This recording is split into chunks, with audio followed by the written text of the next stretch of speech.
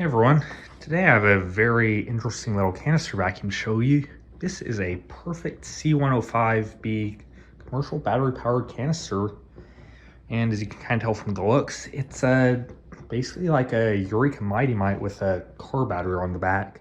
You can kind of see how big it is here and how back heavy this vacuum is. And this vacuum, there's very little evidence of it existing online. I don't know, distribution was limited, but anyway, the serial number is, let's see, 1908000060, which that kind of makes me think this might be the 60th vacuum off the production line, made in August 2019. So that'd make it the second lowest serial number vacuum I own, besides the Lindhouse. This vacuum, it's funny. It has the power it puts out is actually pretty good for a cordless vacuum. Finally got some testing equipment, got a suction gauge, working vacuum pipe thingy, and an airflow meter, or an anemometer if you want to be fancy about it. And shout out to Black Hardbacks for helping me get that anemometer set up. I will have some videos featuring it shortly, but I can share with you the results I've gotten with this vacuum. I've tested it with 78 inches of water lift for the sealed suction, 20 inches of water lift for the working vacuum suction, and 70.7 CFM, which, I'm going to be honest, that's way better than what the Lindhouse was getting. You'll see that when I do the test. I'm kind of thinking this might be one of the most powerful battery-powered vacuums on the market, which is a shame because for the price, the quality's not really there.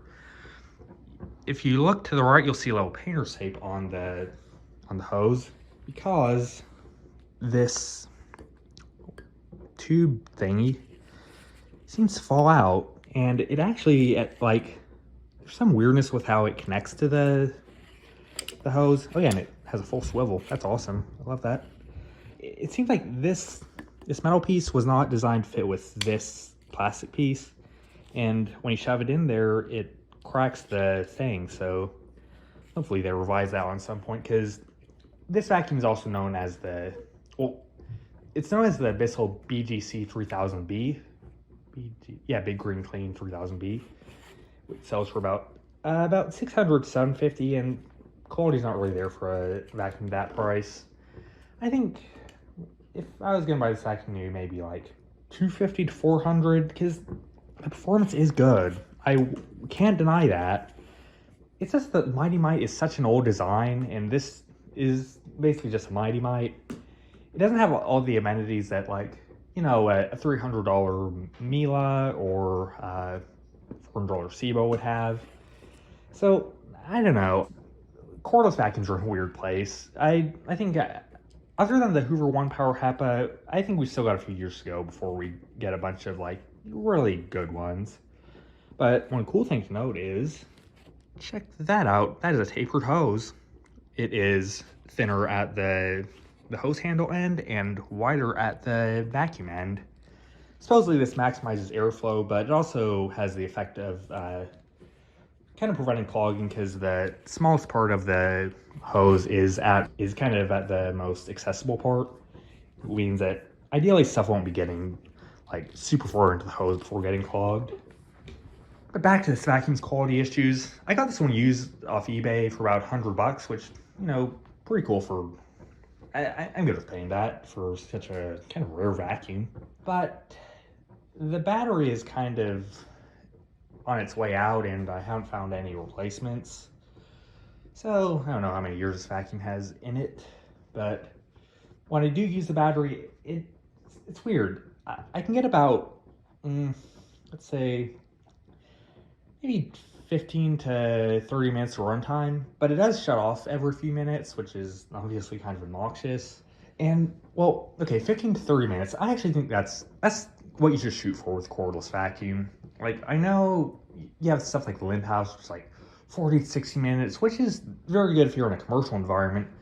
But if you're in a home environment, I think 30 minutes is what the manufacturer should shoot for, and after that, focus on making the vacuum more powerful. But anyways, this one's supposed to actually have an 80-minute runtime, which no, is nothing near that.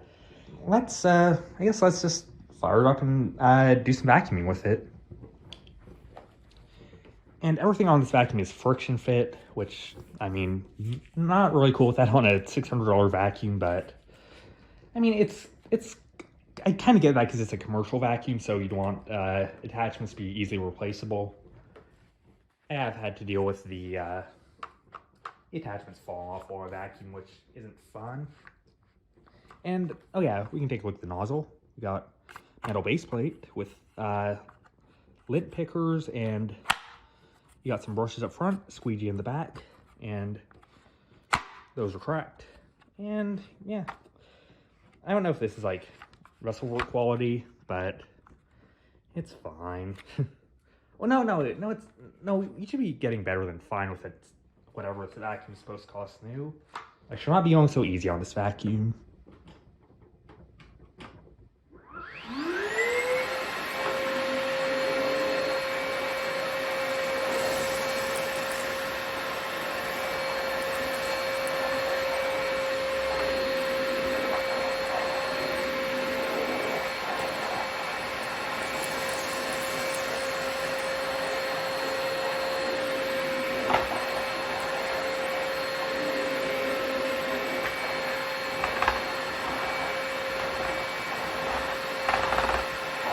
It does hold on to the corporate pretty well, so you can release the suction release valve if you like.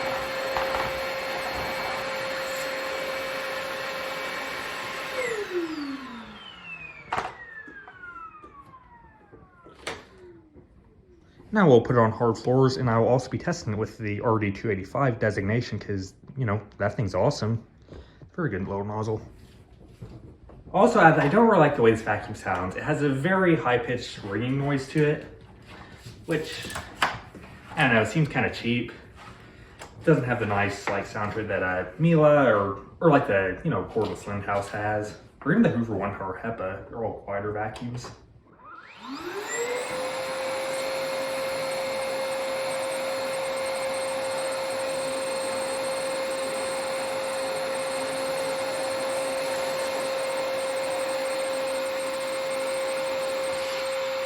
Oh, and the thing came out. Yay. Looking for the vacuum.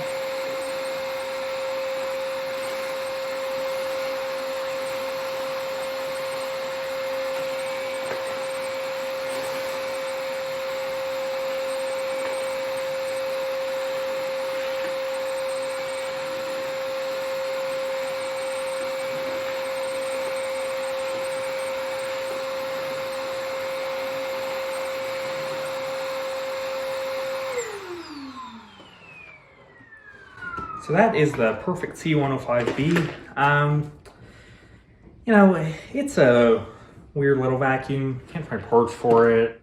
The performance is there, but I don't know, it's, in a way, it's kind of the opposite of the Lint House. Like, with the Lint House, the runtime, the build quality, the fit and finish, the maintainability, they're all stellar. I mean, for how much those vacuums cost, they should, but the performance is kind of weak. Whereas with this vacuum, the performance is pretty good. Like, that's on the same levels. It's definitely approaching some corded vacuums, but it's just not really living up to its price point.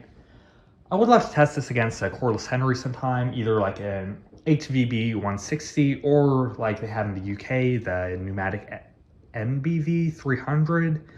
Ibasiak has a video on that one that y'all should check out. But anyways, thank y'all for watching, and stay tuned for when I do all the airflow testing and stuff.